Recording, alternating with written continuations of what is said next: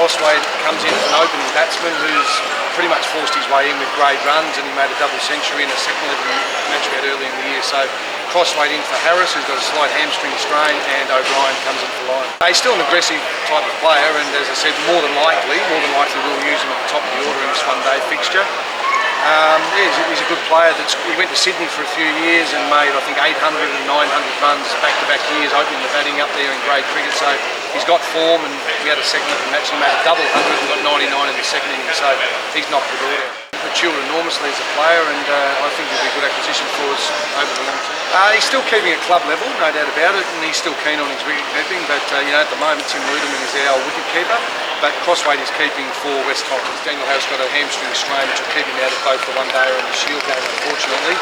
And we're hoping that he'll be right for our next game in Tasmania. We're keeping an eye on the Shield table, and a couple of sides have got away, and the game in Perth looks like it's heading for a result match. So we'd like to get 6 points, no doubt about it. But I don't think it's season defining at this stage. I think every Shield game we play, we only play 10 of them. They're all important, and we need some points now. We've played 2 games and been fairly proud of the efforts the boys have displayed, but we've only got 2 points. Yeah, we've got a good record against New South Wales, and obviously in the shorter version, we think we're going pretty well. So.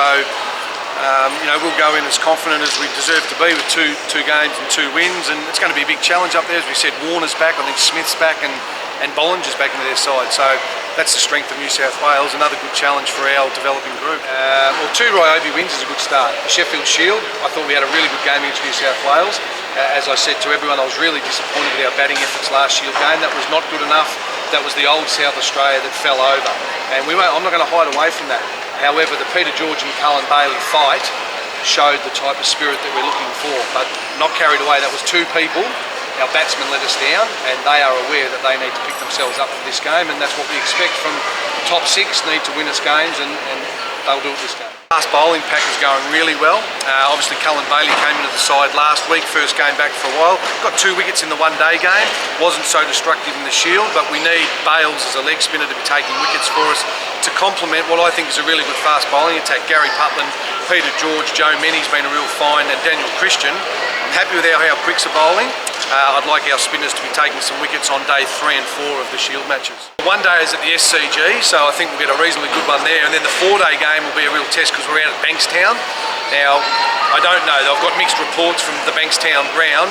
You would hope a 4-day game for a match not on the main ground, they'll produce a pretty good wicket. So I'm expecting a pretty good batting wicket, but until we get there, I'll head out there and have a look at facilities this afternoon at the Bankstown ground. What I've discovered in this group is that there is a lot of talent in the group, and I think I've said that all along as well.